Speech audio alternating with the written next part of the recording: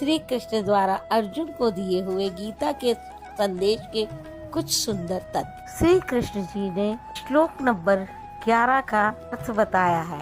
वेदविद अर्थात अविदित तत्व को प्रत्यक्ष जानने वाले लोग जिस परम पद को अक्षरम अक्षय कहते हैं, वीतराग महात्मा जिसमें प्रवेश के लिए यत्नशील रहते हैं, जिस परम पद को चाहने वाले ब्रह्मचर्य का पालन करते हैं, सब ब्रह्मचारी वाय स्पर्शों को मन से त्याग कर ब्रह्मा का निरंतर चिंतन स्मरण ही ब्रह्मचर्य है, जो ब्रह्मा का दर्शन कराकर उसी में इसमें स्थान दिलाकर शांत हो जाता है।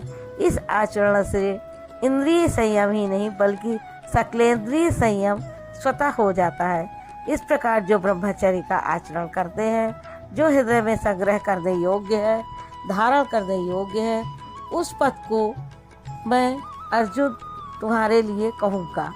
सब इंद्रियों के दरवाजों को रोककर अर्थात वासनाओं से अलग रहकर मन को हृदय में स्थित करके प्राण अर्थात अंतःकरण के व्यापार को मस्तिष्क में निरोध कर योग धारणा में स्थित होकर योग को धारण किए रहता है। दूसरा कोई तरीका नहीं है। जो पुरुष ओम इति ओम इतना ही तो अक्षय ब्रह्मा का परिचायक है, इसका जप तथा मेरा स्मरण करता हुआ शरीर का त्याग कर जाता है, वह पुरुष परम गति को प्राप्त होता है।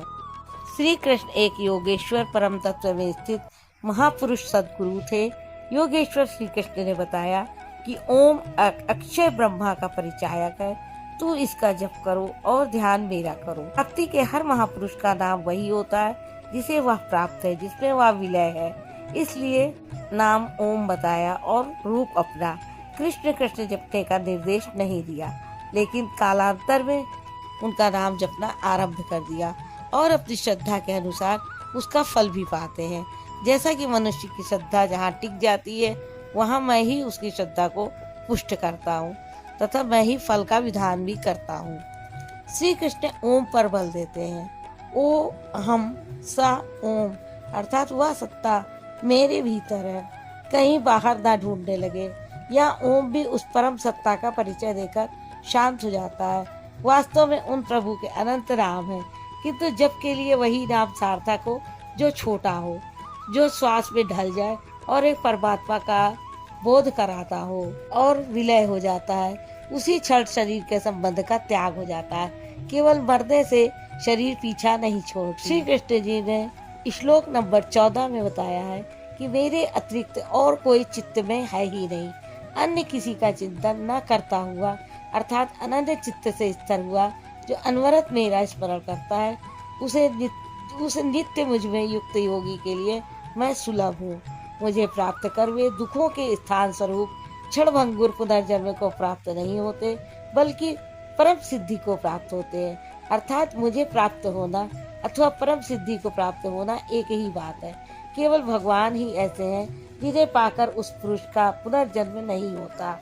हे अर्जुन, ब्रह्मा से लेकर कीट पतंग सभी लोग पुनरावृत्ति है, जन्म लेने और मरने तथा पुनः पुनः इसी क्रम में चलने वाले हैं, किंतु मुझे प्राप्त होकर उस पुरुष का पुनर्जन्म नहीं होता। दैवी संपत्ति से युक्त पुरुष देवता और आसुरी संपत्ति से युक्त मनुष्य ही असुर है। श्री कृष्ण के ही सगे संबंधी कंस राक्षस और बाणासुर दैत्य थे। देव मानव त्रियक योनियां ही विभिन्न लोक है। श्री कृष्ण के अनुसार यह जीवात्मा मन और पांचों इंद्रिय को लेकर जन्म जन्मांतर के संस्कारों के अनुरूप नया शरीर धारण कर लेता है, जो 1000 चतुर्युगों की भात 1000 चतुर्युगों की ब्रह्मा की रात्रि और 1000 चतुर्युगों के दूसरे दिन को साक्षात जानते हैं।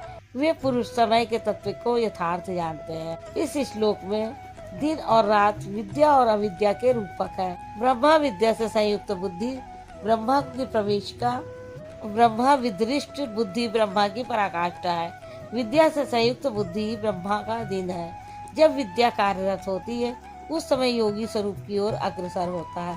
अंतःकरण की सहस्त्र प्रवृत्तियों में ईश्वरीय प्रकाश का संचार हो उठता है। इसी प्रकार अविद्या की रात्रि आने पर अंतःकरण की सहस्त्र प्रवृत्तियों में माया का द्वंद्व प्रवाहित होता है।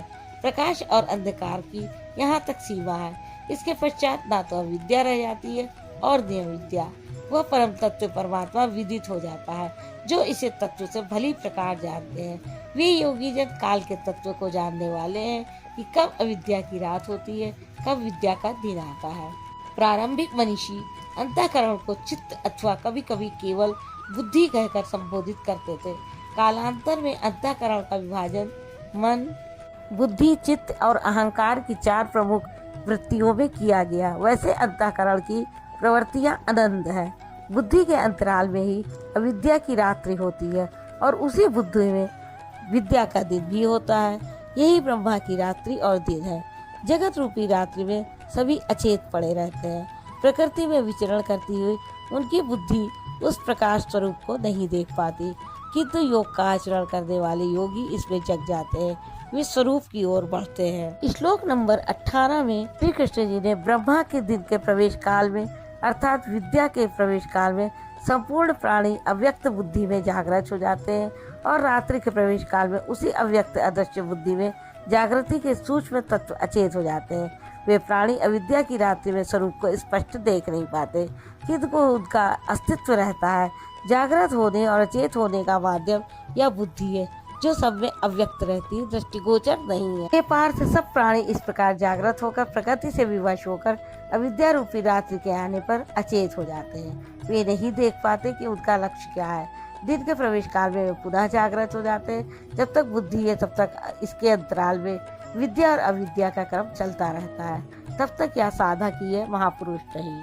श्लोक नंबर 20 में बताया गया है कि एक तो ब्रह्मा और अर्थात बुद्धि अव्यक्त है, इंद्रियों से दिखाई नहीं पड़ती, और इससे भी परे सनातन अव्यक्त भाव है, जो भूतों के नष्ट होने पर भी नष्ट नहीं होता, अर्थात विद्या में सचेत और अविद्या में अचेत, दिन में उत्पन्न और रात्रि में विलीन भावों वाले अव्यक्त ब्रह्मा के भी मिट जाने पर वह सनातन अव्यक्त भाव मिलता है, जो नष्ट नहीं होता।